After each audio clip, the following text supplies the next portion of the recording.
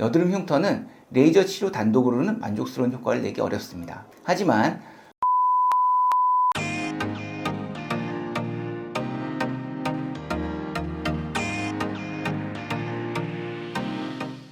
안녕하세요. 참진TV 이진영 원장입니다. 저는 여드름 흉터 치료뿐만 아니라 다양한 스킨 부스터 시술에도 여러 레이저 기기를 활용합니다. 오늘은 제가 진료실에서 종종 듣는 레이저 치료에 대한 오해를 말끔히 해소해 드리고자 합니다. 거기에 더해 피부 치료 전문 한의원을 운영하고 있는 제가 레이저를 적극 활용하는 이유에 대해서도 말씀드리겠습니다. 레이저 치료를 많이 받으면 피부가 얇아진다? 사실일까요? 전문가의 판단에 따라 적절한 강도와 횟수로 레이저를 받으면 피부의 어떤 부위는 오히려 두꺼워집니다. 그곳이 어디일까요? 레이저는 피부 안에 에너지를 전달해서 변화를 유도하는 치료입니다. 제가 스킨 부스터에 자주 활용하는 에르메스 레이저는 유두진피층을 타깃으로 합니다. 유두층은 표피와 진피의 경계에 있는 파도 모양의 층인데 혈관이나 신경, 색소나 피지샘 등이 모여있는 곳이어서 이 부위의 상태가 어떤지에 따라 피부 상태가 다르게 보입니다. 노화가 진행되면 이 부위가 얇아져 진피와 표피의 결속력이 약해집니다. 레이저로 이 유두진피층을 타겟으로 하여 두껍게 만드는 것이 제가 하는 레이저 치료의 목적입니다. 타겟 부위에 열 에너지를 넣어주면 온도 변화가 생깁니다. 이 변화가 피부 속 단백질의 변성을 유도하여 콜라겐의 재배치를 돕는 것입니다. 섬유 모세포가 자극되어 노화된 콜라겐은 제거되고 새로운 콜라겐이 생성됩니다. 이 원리로 피부가 재생되며 탄력이 생깁니다. 이는 실제 레이저 치료 후 피부 두께 변화 분석의 여러 연구를 통해 검증되었습니다. 레이저를 많이 받으면 피부가 예민해진다. 레이저는 손상을 유도하여 회복 과정에서 치료 효과를 끌어냅니다. 그래서 피부가 예민해지는 것 아니냐는 질문도 종종 받는데요.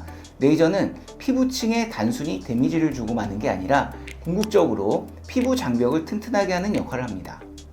피부에 에너지를 주는 것은 피부가 태만해지지 않게 자신의 일인 재생을 계속 열심히 하게 만드는 작업인데요. 노화되고 악화된 채로 복원되지 않고 있는 조직에 손상을 줘서 새로운 조직으로 대체하도록 만들면 피부는 면역학적으로도 더욱 우수한 상태가 됩니다. 레이저는 젊을 때는 받으면 안 된다? 제가 앞에 말씀드린 내용을 잘 따라오셨다면 이 역시 맞지 않는 내용임을 아실 수 있을 겁니다. 필요에 따라 젊은 분들이 레이저를 받으면 피부가 열심히 일을 하게 되기 때문에 나이가 들었을 때 이 부분을 전혀 챙기지 않은 분들과는 다른 피부 상태를 갖고 있을 가능성이 큽니다. 그래서 저는 필요하다면 나이에 상관없이 여드름이나 여드름 흉터, 환자분들을 치료할 때에도 레이저 시술을 병행하고 있습니다. 여드름 흉터 레이저는 효과가 없다. 여드름 흉터는 레이저 치료 단독으로는 만족스러운 효과를 내기 어렵습니다. 하지만 통합적인 흉터 치료 프로토콜 안에 레이저 치료가 적절한 위치에 들어가 있다면 시너지 효과는 엄청납니다. 관련하여 궁금하신 분은 제가 예전에 찍어놓은 여드름 흉터 레이저 치료에 관한 영상을 더보기란에 넣어둘 테니까 참고해주세요. 난치성 여드름 치료에 레이저가 꼭 필요할까?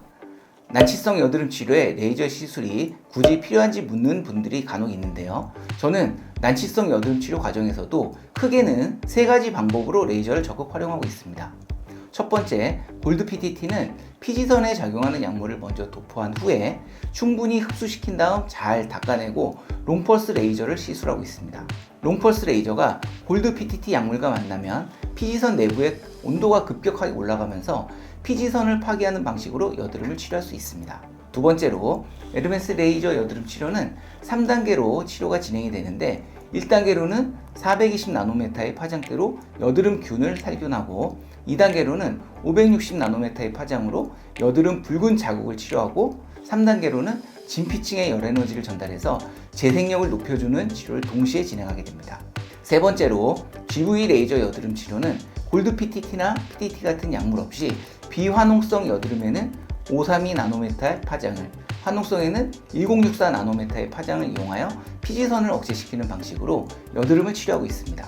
이러한 레이저 시술은 피지샘 억제와 여드름균 파괴에 매우 효과적입니다.